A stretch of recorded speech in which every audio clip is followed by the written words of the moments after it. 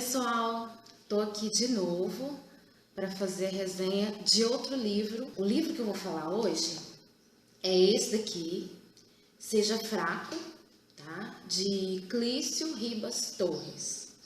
É um amigo nosso, um irmão muito querido, e ele escreveu esse livro e deu de presente pra gente. E eu já tinha começado a ler ele na época que ele deu de presente para nós, mas eu estava lendo outros livros e acabou que eu não continuei. E agora eu li completamente. E foi muito bom para mim. Eu tirei assim diversas lições assim do livro. E às vezes alguns de vocês podem se assustar um pouco com o nome, né? Seja fraco. Porque no mundo de hoje a gente tem uma visão diferente do que é ser fraco. E é justamente isso que ele fala no livro dele. O livro, ele é composto aqui por 5 capítulos e eu vou fazer um resuminho breve desses 5 capítulos aqui, tá bom? O primeiro capítulo é definindo fraqueza, o segundo, admitindo a fraqueza, o terceiro, fraqueza necessária, o quarto, renunciando à força, e o quinto, o mais fraco, tá? No capítulo 1, definindo fraqueza, ele vai falar um pouco sobre o conceito humano de fraqueza e o conceito de Deus de fraqueza, tá? O conceito humano, eu até marquei algumas coisas assim, vou estar lendo para vocês alguns pequenos trechos assim para vocês terem noção, tá? Então, no capítulo 1 aqui, o conceito de fraqueza vista pelo ser humano. Diante da nossa sociedade, o que é fraqueza para eles, né? Fraqueza é sinônimo de debilidade, falta de força. Força é aquilo que representa alguma intimidação ao seu oponente, algum tipo de sobreposição ao concorrente ou algum tipo de humilhação ao seu semelhante, né? Aqui o conceito de fraqueza e de força diante das pessoas. A força pode ser representada pelo poder ou grandeza, por meio de conhecimento, título, função, posição social ou mesmo bens. E a gente sabe que é assim que funciona, né, na nossa sociedade. Se você entrar numa loja mal vestido, você é mal atendido. Porque geralmente o vendedor vai olhar para você e não vai acreditar que você foi ali para comprar. Ele vai acreditar que você foi ali por curiosidade para dar uma olhada. Se você vai mal vestido numa entrevista de trabalho, do mesmo jeito. Eles vão te olhar diferente, porque para eles é um conceito de fraqueza. E aí ele fala aqui, qual que era a definição divina de força e fraqueza, né? Lá em Marcos 10, 42 a 44, diz assim: numa declaração, Jesus conceituou fraqueza e força, né? Aí ele vai citar o versículo. Sabeis que os que são considerados governadores dos povos têm-nos sob seu domínio, e sobre eles os seus maiorais exercem autoridade. Mas entre vós não é assim. Pelo contrário, quem quiser tornar-se grande entre vocês, será esse o que vos sirva. E quem quiser ser o primeiro entre vós, será o servo de todos. Por isso que Jesus, ao sinal de humildade, ele lavou os pés dos seus discípulos. Aí, no capítulo 2, depois dele ter definido, né, o que era força e fraqueza nos parâmetros de Deus, aí no capítulo 2, o capítulo é admitindo a fraqueza.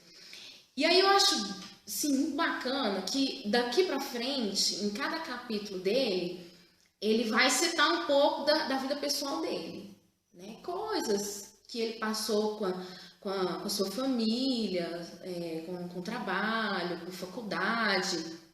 Ele vai exemplificar na vida dele o que ele passou para ilustrar tudo isso, de onde ele tirou o aprendizado para estar escrevendo esse livro aqui. O capítulo 2 vai descrever Josafá. Josafá precisou lutar, né? Ele foi chamado, na verdade, contra o povo que estava ameaçando o povo de Deus. Como sempre, o povo de Israel era ameaçado por outras nações, né? E aqui ele cita 2 Crônicas 20:22, que é o fim da batalha. Que Josafá, ele preparou todo um exército, mas ele colocou a força dele nas mãos de Deus. Ele admitiu a fraqueza dele, ele admitiu que sem Deus ele não conseguiria estar diante daquele povo para lutar contra aquele povo e para defender o povo de Deus. A 2 Crônicas 20:22 diz assim: quando começaram a cantar, o Senhor pôs emboscadas contra os filhos de Amon e de Moabe e foram desbaratados. Gente, nada mais, nada menos que quando Josafá chegou lá com todo o exército, ele encontrou só gente morta.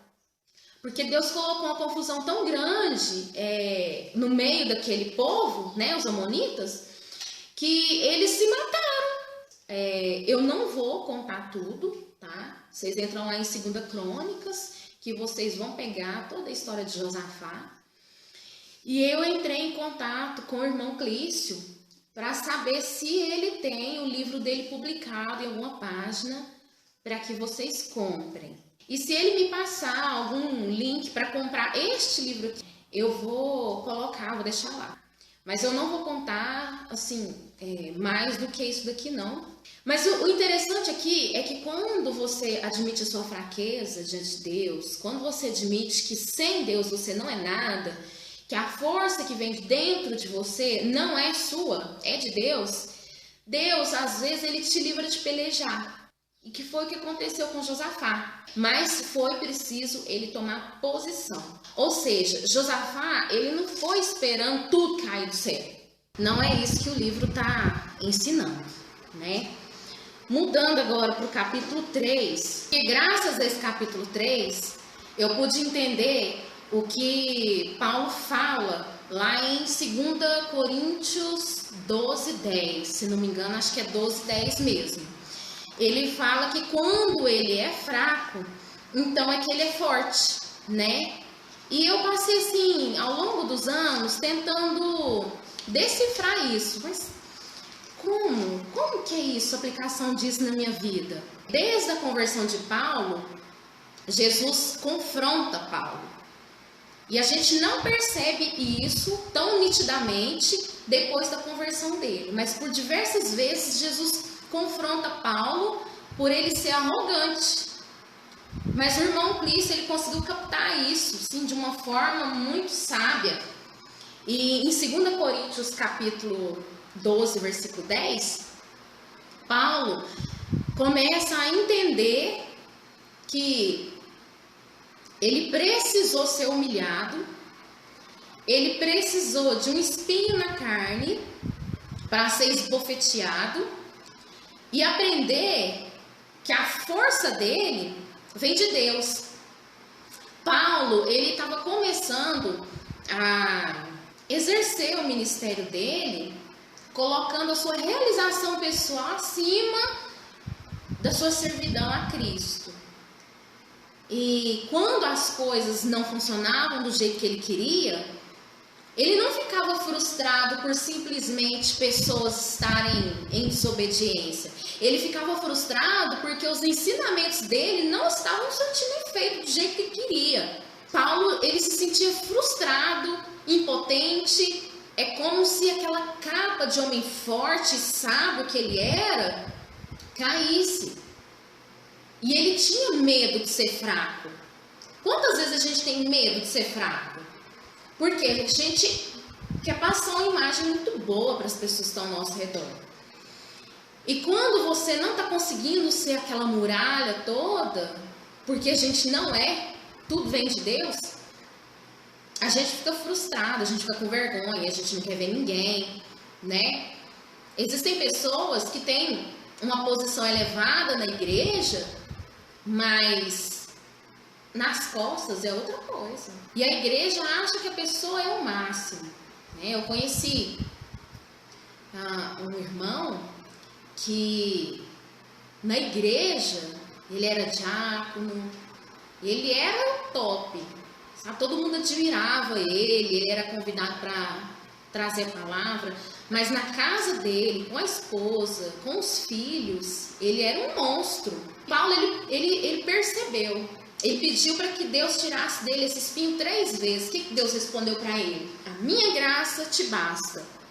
Paulo descobriu que quando ele passa por esses momentos de dificuldade, de fraqueza, onde as coisas não dão certo, você consegue reconhecer com clareza que você não é nada sem Jesus. E que se você foi alguma coisa ou é alguma coisa, você é por causa de Deus. Porque Ele é a força em você. E não você. Você não é nada. Ao longo da carreira ministerial de Paulo, ele estava confundindo o zelo ministerial dele com as igrejas, né? Ele estava confundindo com orgulho, estava confundindo com realização pessoal. Isso acontece com a gente nem vê. E o irmão Clício, ele cita aqui uma frase que a maioria de nós conhecemos, de Stephen Brown. Claro que você não acha que Jesus é tudo aquilo de que você precisa, até que Jesus seja tudo aquilo que você tenha. Quando Ele é tudo aquilo que você tem, então você sabe que Ele é tudo de que você precisa. É só de Jesus que a gente precisa. Se preocupe em fazer o que está nas suas mãos para fazer. O resto é responsabilidade de Deus. Mas quando a gente não é nada, a gente consegue reconhecer que tudo de bom que aconteceu na nossa vida só aconteceu porque Jesus deixou. Vou dar um exemplo claro.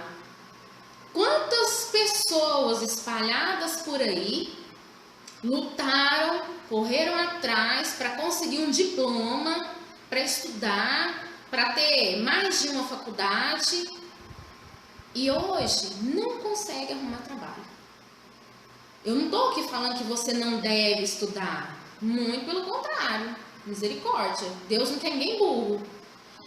Você tem que estudar, mas reconheça que se Deus não permitir, você não aprende, você não entende, você não consegue pagar a faculdade, você não consegue depois da faculdade arrumar trabalho, tudo vem de Deus. E essas questões na nossa vida vêm para quebrar o nosso orgulho, para falar, olha, lembra quando você estava estudando, que você se achava autossuficiente? Agora você não arruma trabalho, para você entender que você tem que pedir esse trabalho para mim.